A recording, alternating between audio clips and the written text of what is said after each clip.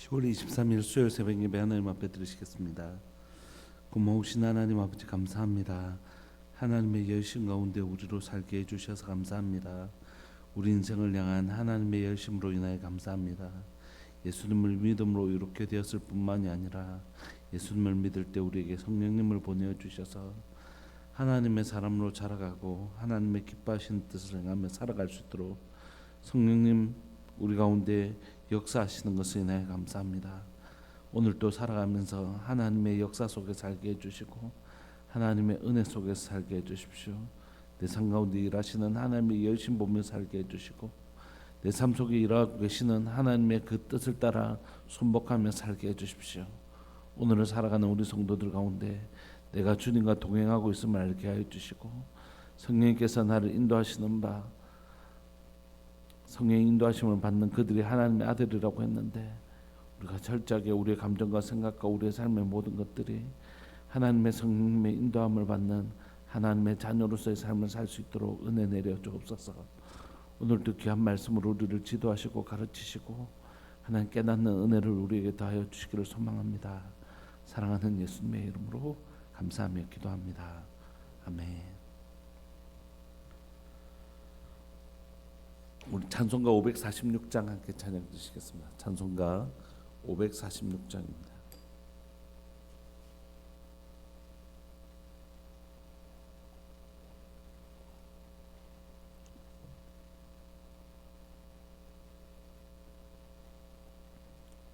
찬송가 546장.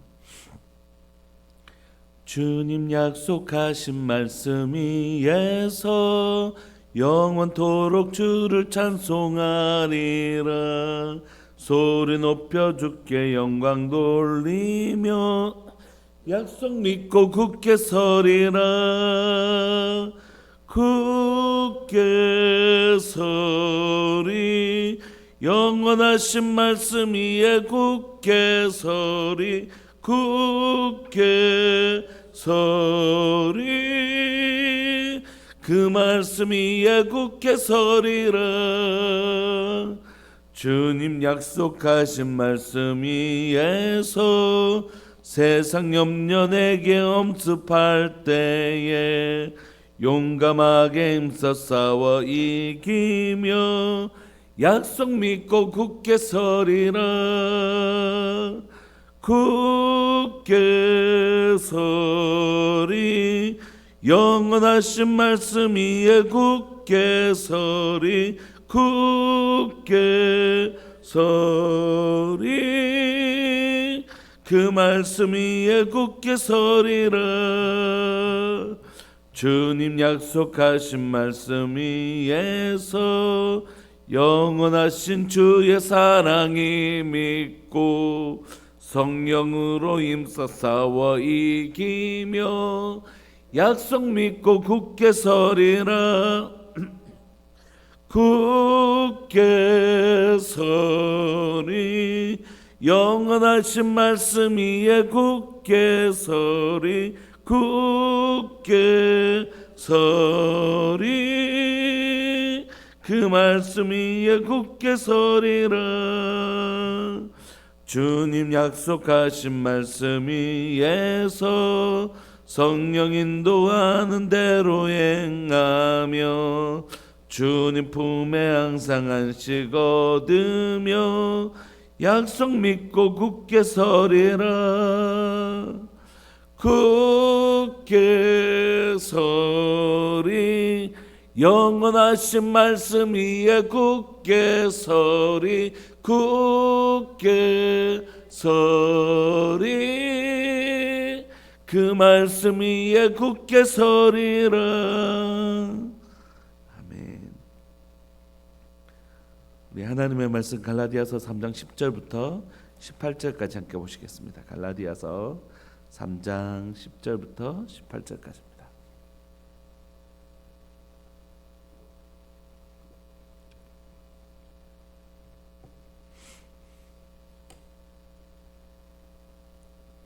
한 목소리로 합독하실까요?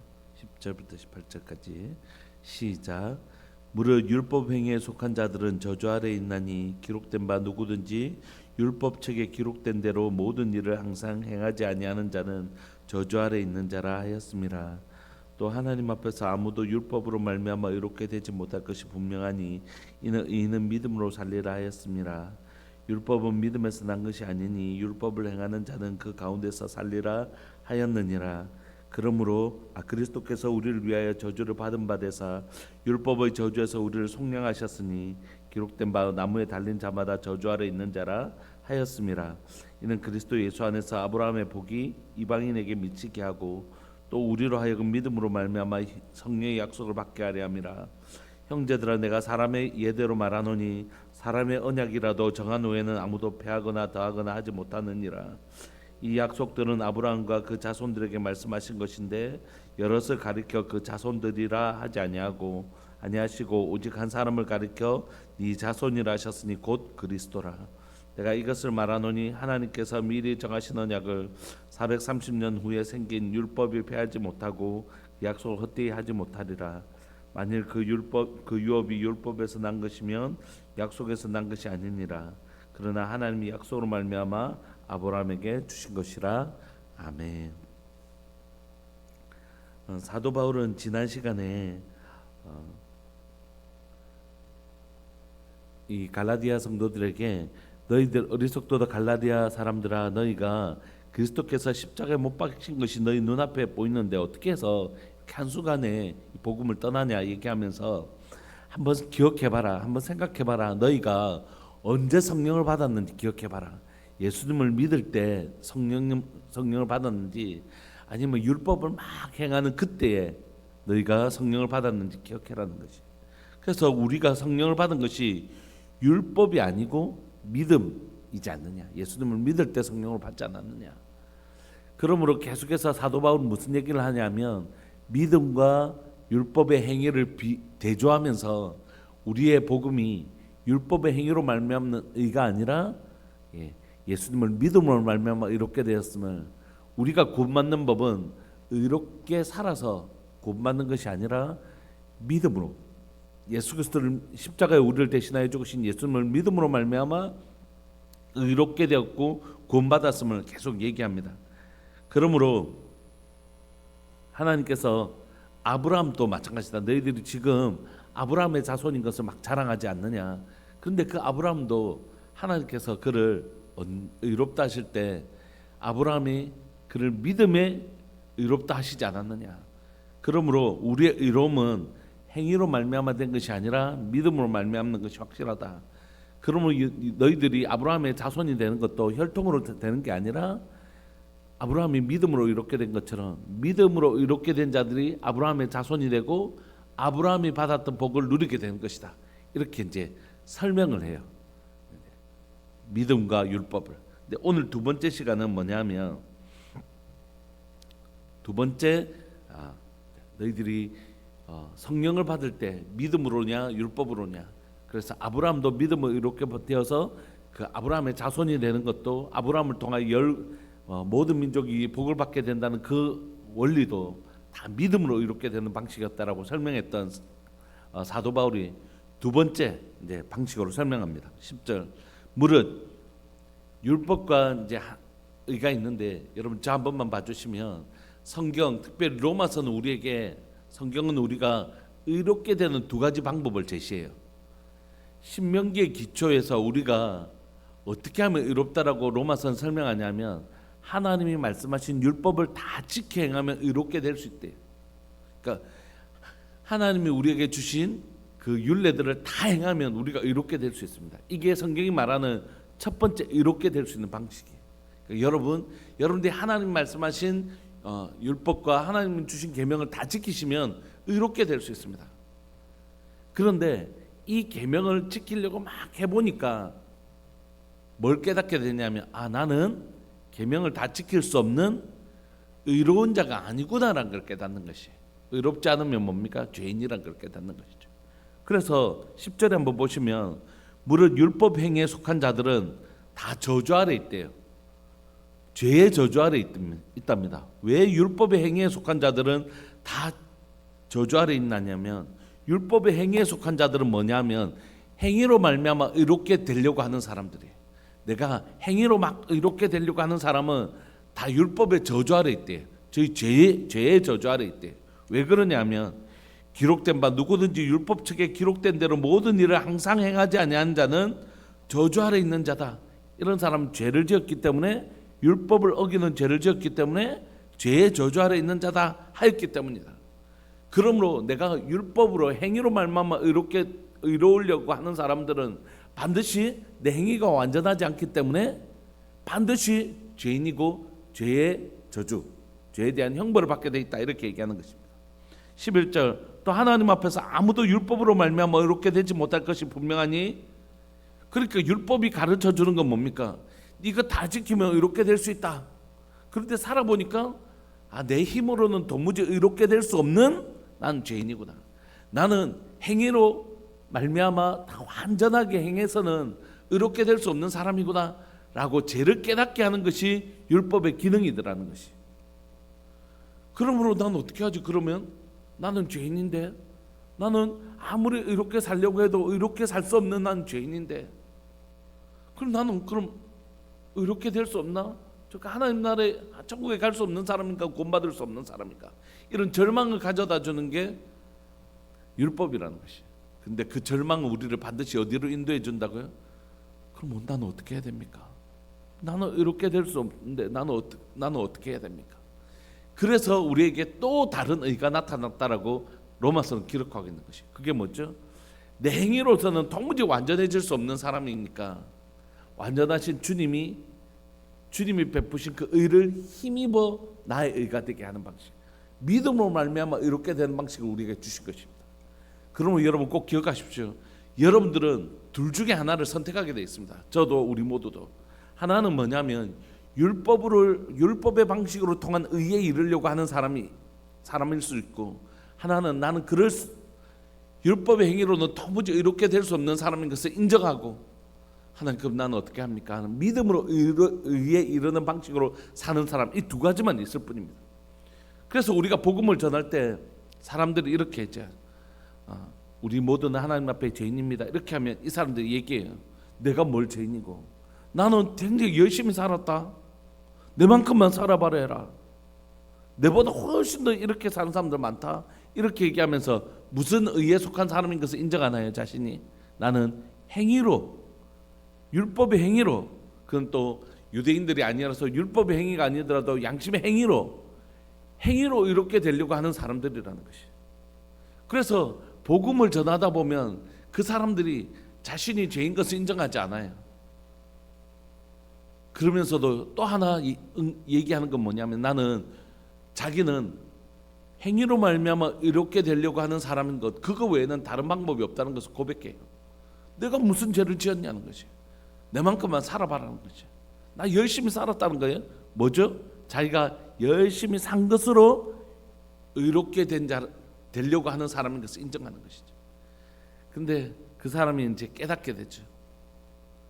깨닫게 되는 날, 내 삶에 얼마나 흠집이 많은 인생이었는지, 내 삶에 율법으로는 이렇게 될 수 없는 사람인 것을 깨닫는 것입니다. 그러므로 여러분, 우리 모두 다 이 두 가지 중에 한 가지를 반드시 선택한 사람입니다. 교회 다닌다고 해서 이 방식을 반드시 선택한 게 아니에요, 여러분. 교회를 다니는데도 저 사람은 계속해서 자기 자랑해요. 교회를 다니는데도 저 사람은 예수님의 의로 말미암아 이렇게 된 사람이 아니고, 저 사람 계속 자기 자랑해요. 나는 뭐 또 했고 저것도 했고 요것도 했고, 뭐라고요? 자신은 자신의 행위로 말미암아 이렇게 된 사람이라고 계속 얘기해요. 그러니까 여러분, 우리의 예수님을 믿는다는 건 뭐냐면 반드시 자기 절망을 경험한 사람들입니다. 내 행위로는 절대 이렇게 될 수 없다는 사실을 정말 절절히 느낀 사람이라고요. 그래서 사도 바울은 예수님을 믿고 나서도 무슨 고백했죠? 나는 죄인 중에 괴수다, 이렇게.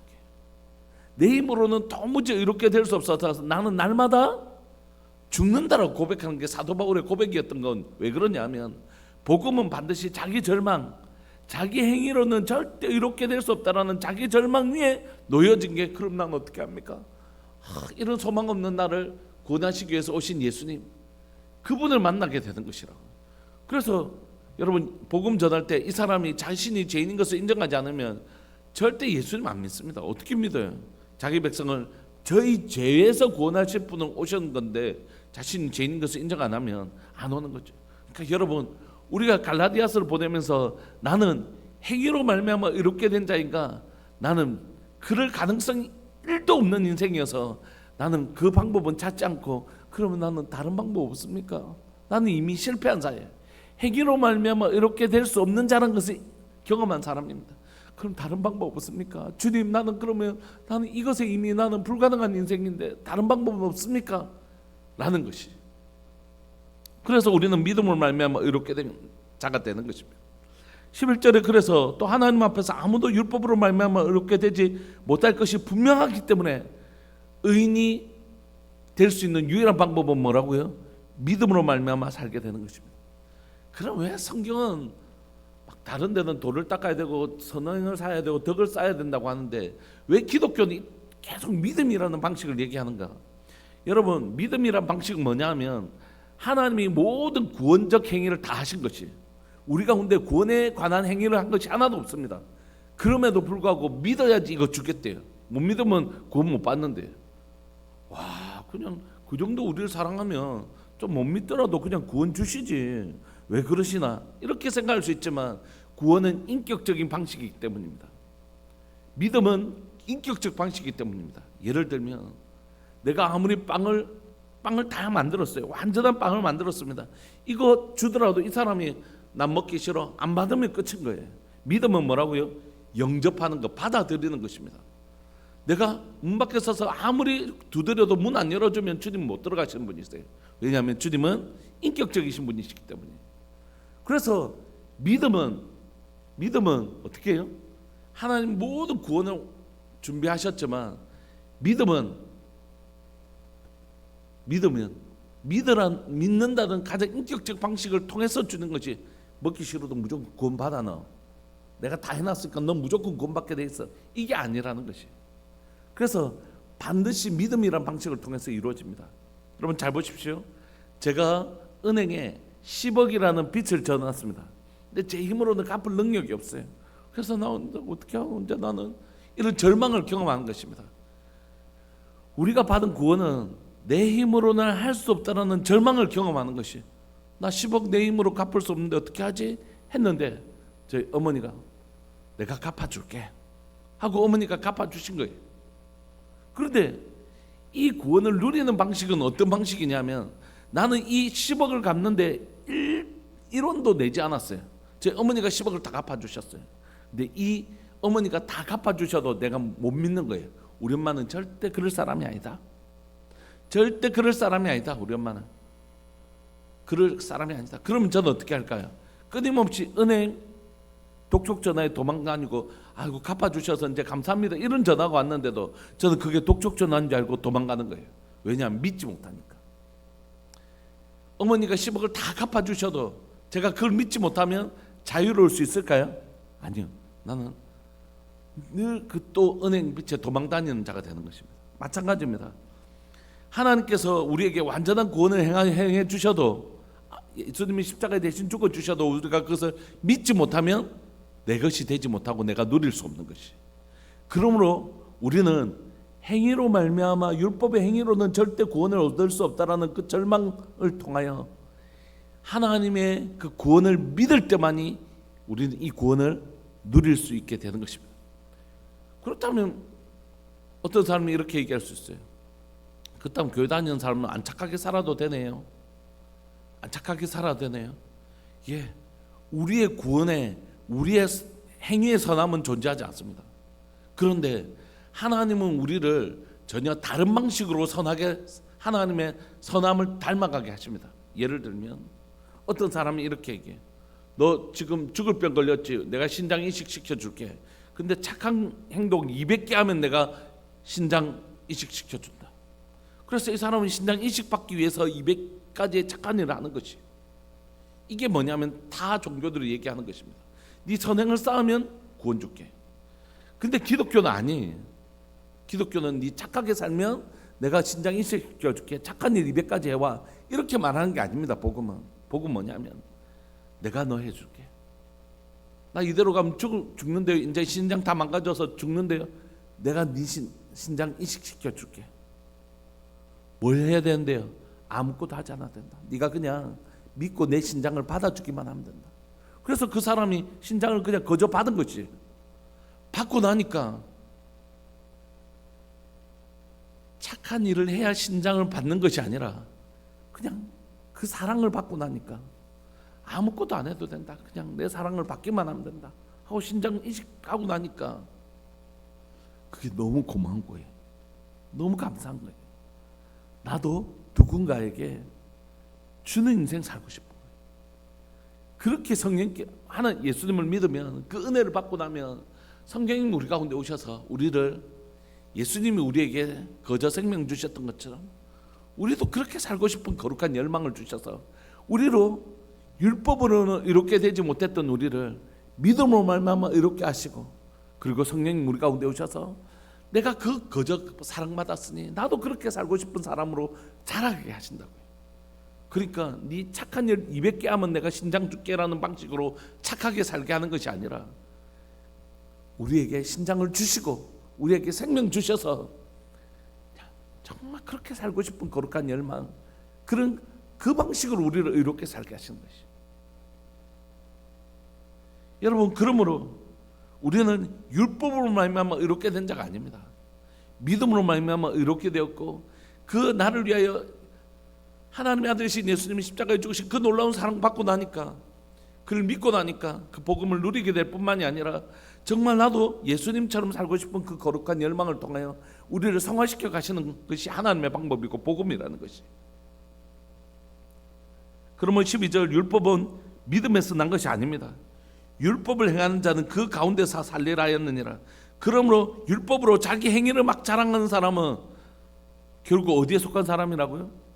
자기 행위로 완전함을 보여줘야 돼요. 내 행위로 나를 자랑하고 내가 내 행위로 마치 구원받은 사람인 것처럼 구는 사람들은 그 행위로 말미암아 자신이 완전한 의의 일을, 천국에 합당한 사람이 될 것을 증명해 보여야 되는 거지. 그런데 그건 불가능하다는 것이.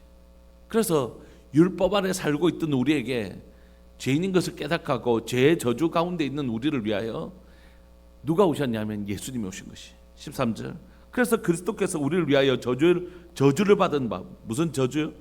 죄의 저주요. 아담이 받았던 그 죄의 저주를 받은 바 되사 율법의 저주에서 우리를 속량하시기 위해서 나무에 달린 자마다 저주 아래 있는 자라고 신명기에 기록되어 있지 않습니까? 신명기에 이 저주받은 자가 땅에 죽으면 땅을 밟고 죽기 때문에 이 땅을 더럽힌다고 해서 땅에서 띄워서 죽이지 않습니까? 나무에 매달려서. 근데 예수님이 바로 그 나무에 매달린 저주받은 자가 되어주신 것입니다. 누구 때문에요? 우리를 위하여. 율법의 저주, 죄의 저주 아래 있던 우리를 구원하시기 위해서 예수님 우리를 대신해서 저주받은 자가 되어주신 것입니다. 여러분, 광야에서 모세가 놋뱀을 들면 그것을 바라본 자는 다 살았잖아요. 이 놋뱀이 예수님을 상징하잖아요. 예수님만 바라보면 구원을 받는. 그런데 왜 하필이면 예수님을 기분 나쁘게 뱀에다가 비유했을까요? 왜냐하면 뱀은 저주의 상징이기 때문입니다. 예수님이 십자가에서 우리의 죄를 대신해서 죽으신 그 놋뱀은 바로 우리의 저주를 대신해서 죽은 저주의 상징으로 예수님 죽으신 것이라고요. 나무 십자가가 땅에서 들려 나무 십자가가 저주의 상징이었던 것처럼 놋뱀도 그래 저주의 상징인 것이. 여러분, 놋은 우리가 성막에서 배웠잖아요. 죄의 문제를 해결한 것이 놋입니다. 그리고 성소에 들어가면 다 금으로 이루어져 있죠. 마당에는 다 놋으로만 이루어져 있습니다. 죄를 해결하는 건 놋으로 만든 번제단, 놋으로 만든 물두멍. 십자가와 해결을 상징하는 죄의 문제는 다 놋이란 방식으로 설명하시거든요. 놋뱀은 뭡니까? 우리를 대신해서 저주받으신 예수님이 그 죄의 문제를 해결했다는 것을 놋뱀으로 설명하고 있는 것이거든요. 그러므로 여러분, 나무에 달린 자마다 저주 아래 있는 예수님이 우리의 죄의 저주를 대신 받아주시면서 예수님께서 십자가에서 우리의 죄를 대신하신 것입니다. 그래서 예수님께서 하나님을 향하여 뭐라고 고백하보자? 나의 하나님, 나의 하나님, 어찌하여 나를 버리시나이까? 그때 예수님은 하나님의 아들이시지만 그때는 우리의 죄를 전가받으신 죄인으로서 하나님 앞에 버림을 당하는 모습이죠. 그러면 여러분, 우리는 절대 율법으로 말미암아 행위로 말미암아 의롭게 되는 그런 자에 속하면 안 됩니다. 여러분. 오늘날 우리가 우리를 자랑한다는 것, 왜 사도 바울이 그토록 행위를 자랑하는 자를 십자가의 원수로 행하는 자라고 얘기했을까요? 왜 자기 행위를 자랑하는 자들을 그렇게 십자가의 원수로 행하는 자들이라고 얘기했을까요? 그 방법으로는 율법으로 자기 행위로 자기 의로움을 자랑하는 자들은 믿음으로 의롭게 되는 이 카테고리 안으로 절대 들어올 수 없기 때문이에요. 그러면 여러분, 우리가 우리 자신을 잘 살펴봐야 됩니다.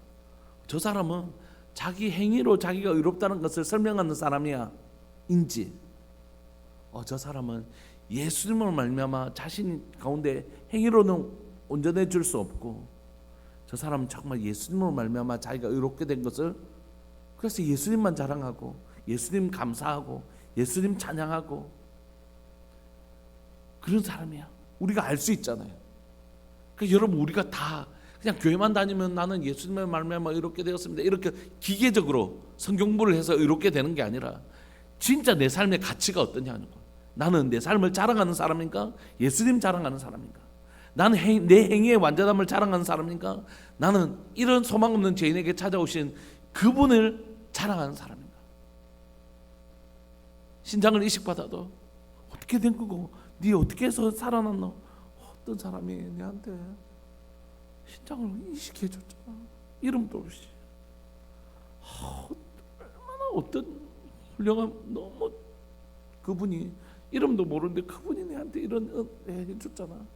세상에 그런 사람이 없다면서 우리가 그렇게 그 사람을 얘기하지 않겠습니까? 그러므로 여러분, 오늘 우리가 이 갈라디아서를 지나면서 나는 어디에 속한 사람인지를 꼭 점검해 봐야 됩니다. 14절에 보시면 예수님의 십자가에 죽으신 우리의 율법의 저주 아래 있는 우리를 속량하시기 위해서 그 저주자에 달려 죽어주신 예수님은 14절, 그리스도 예수 안에서 아브라함의 복이 이방인에게 미치게 하고 또 우리로 하여금 믿음으로 말미암아 성령을 약속을 받게 하시려고, 율법으로는 방법이 없기 때문에 이 예수님의 십자가에 죽으신 것을 믿음으로 말미암아 이것을 누리게 하신 것이, 나는 아무것도 한 것이 없지만 저희 어머니가 그 돈을 다 갚았던 사실을 믿기만 하면 이제 난 더 이상 은행 독촉 전화해도 왜 전화했어요?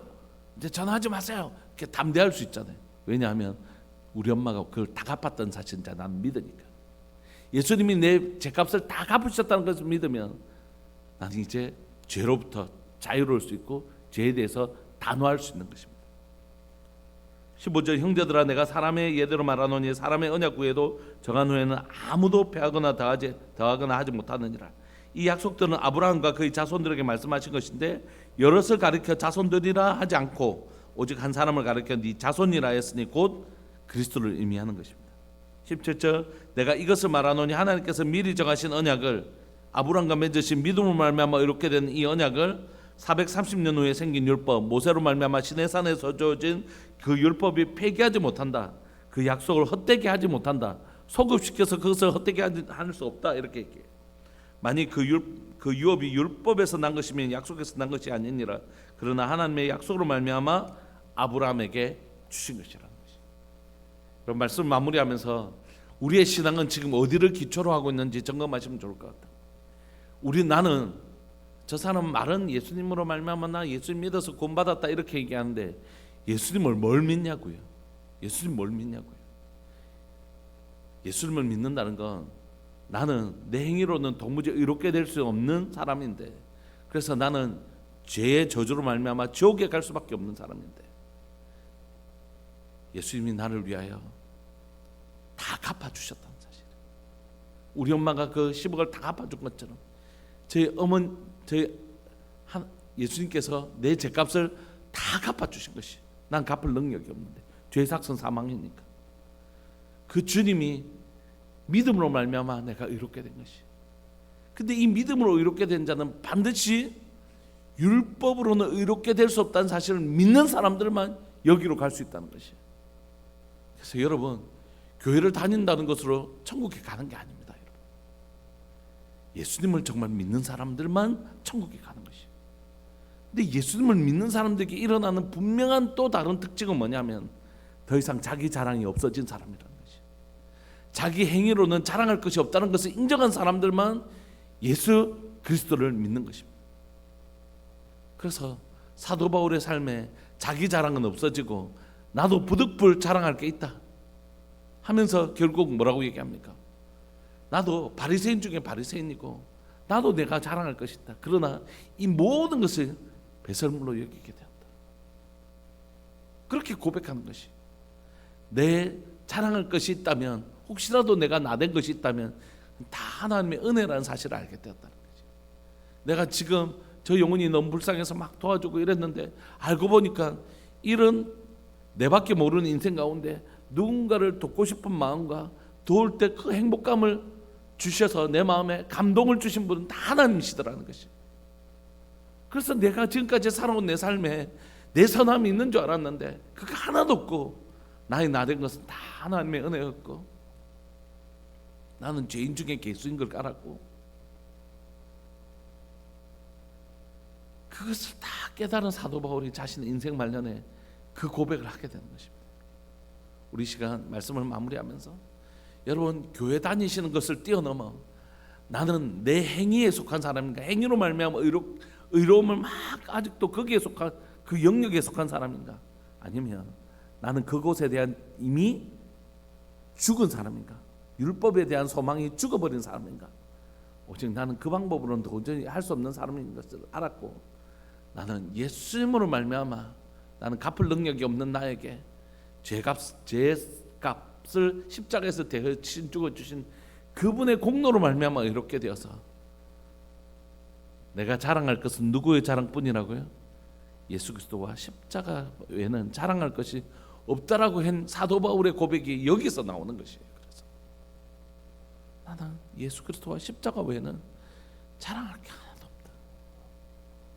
여러분, 오늘 우리의 삶이 예수님을 믿고 교회를 다닌다는 우리가 신앙생활을 20년, 30년, 40년 오래 했지만 나는 정말 율법에 속한 사람, 율법 행위로 말미암아 이렇게 되려고 하는 사람인지 믿음으로 말미암아 이렇게 된 사람인지 점검하고 우리가 어디에 한 군데는 속해 있어요.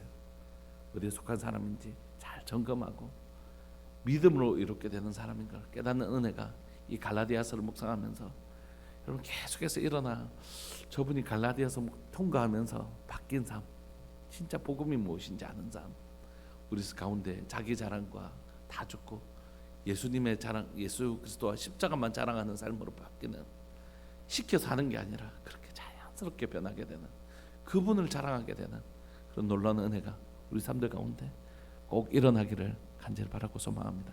이 시간 통성으로 한번 기도하실까요? 하나님, 내가 예수님 믿고도 여전히 내 행위로 말미암아 의롭게 되고 나를 자랑하고 싶고 나를 인정받고 싶어하는 그런 율법의 행위로 나를 인정하려고 하는 그런 욕망 속에 살고 있습니다. 주님, 내가 십자가와 예수 그리스도만 자랑하는 믿음으로 의롭게 된 자 될 수 있도록 은혜 내려 주옵소서. 우리 사랑하는 주님의 이름을 크게 부르시면서 우리 이제 그 삶을 살게 해달라고, 십자가를 통과한 삶 살게 해달라고 기도하면서 나갑시다. 기도하시겠습니다. 주여, 살아계신 하나님 아버지, 역사하시는 하나님 감사합니다. 오늘도 하나님이 새벽에 우리를 불러주시고 하나님 갈라디아서를 통하여 우리의 모습을 볼 수 있게 해주셔서 감사합니다. 하나님, 아직도 내 삶에 나의 행위로 말미암아 의롭게 된 자인 것을 증명하고 싶고 나를 자랑하고 싶고 내 행위로 하나님 이렇게 된 자인 것을 마치 내 행위로 완전하게 될 수 있는 사람인 것처럼 내가 이런 일을 행했고 내가 이렇게 했다라는 행위로 나를 인정받고 싶어하는 그 거짓된 욕망들이 우리 속에 있음을 고백합니다. 살아계신 하나님 아버지, 나는 행위로는 도무지 의롭게 될 수 없는 자인 것을 고백합니다. 죄의 하나님이여, 죄의 습성들이 있어서 습기와 하나님이여 온도만 맞춰지면 독버섯이 자라는 것처럼 내 삶 가운데 하나님의 그런 환경만이 갖추어지면 언제든지 죄를 범하고 마는 그런 연약한 인생인 것을 고백합니다. 주님, 제겐 주님의 은혜가 절대적으로 필요합니다. 주의 긍휼이 절대적으로 필요합니다. 내 힘으로는 그 빛을 죄의 값을 다 지불할 수가 없습니다. 죄의 삭신 사망을 지불하고 나면 주님, 저는 아무것도 남는 것이 없는 인생입니다. 주님, 저희 죄를 용서하여 주시고 하나님 나를 위하여 그 죄값 다 갚아주신 것을 인하여 감사하고, 하나님이 나의 죄값을 갚아주신 것을 믿기만 하면 이제 나는 그 죄로부터 자유롭게 될 수 있음을 인하여 감사합니다. 주님, 이제 내가 그 은혜를 받았으니 그 은혜 안에 머무는 자 되게 하여 주시고, 예수님을 믿었는데 성령으로 시작했다가 육체로 망하는 자가 되지 아니하도록 주님 도와주셔서, 예수님을 믿음으로 말미암아 성령을 받았고 의롭게 되었는데 다시 육체의 자랑으로 돌아가는 자 절대 되지 아니하도록 주님 은혜 내려주시기를 간절히 바라고 소망합니다. 주님, 나를 도우소서. 주님, 저를 불쌍히 여겨주소서. 하나님, 예수님을 믿고 하나님 소망 없는 나에게 십자가에 죽어 주심으로 말미암아 의롭게 된 것을 이제 알았는데, 하나님이 이제 와서 다시 자기 자랑으로 자기 육체를 자랑하는 것으로 돌아가지 아니하도록 주님, 저를 불쌍히 여겨주시기를 간절히 바라고 소망합니다. 오늘 또 내가 갈라디아서를 묵상하면서 교회를 다니는 것으로 하나님 만족하지 않게 하여 주시고, 나는 정말 육체의 자랑을 아직도 그 영역 가운데 머물고 있는 사람인지, 아니면 나는 육체의 자랑할 것이 하나도 없는, 나는 육체로는 부득불 자랑할 것이 하나도 없다, 부득불 하나님 자랑할 것이 있다 할지라도 그건 다 배설물로 여기고, 나의 나된 것은 다 하나님의 은혜고, 오직 나는 자랑할 것이 없고 내게 오직 예수 그리스도의 십자가 외에는 자랑할 것이 없는 그 사도 바울의 고백이 무엇인지 진짜 이해하게 되는, 공감하게 되는 놀라운 역사가 우리 삶들 가운데도 제발 일어날 수 있도록 주님 도와주옵소서. 이 성경 구절을 암송해서 아는 것이 아니라, 이래서 정말로 사도 바울이 이렇게 고백했구나, 그렇게 고백할 수밖에 없었겠구나, 사도 바울이 대단해서 그런 것이 아니라 십자가를 경험하면 정말 이 고백밖에 남지 않겠구나라는 놀라운 하나님의 깨달음이, 또 그렇게 사는 삶이 우리 가운데 꼭 일어날 수 있도록 주님 도와주옵소서. 감사합니다. 오늘 또 이 말씀, 이 진리 안에 머무는 복된 하루 되게 하여 주옵소서. 사랑하는 예수님의 이름으로 감사하며 기도합니다. 아멘. 그래서 계속 기도하시다가 하나님, 내가 이 깨달음과 이 진리 안에 머물게 해달라고 기도하시면서 오늘 하루 살아내셨으면 좋겠다 싶습니다. 우리 함께 기도하시겠습니다.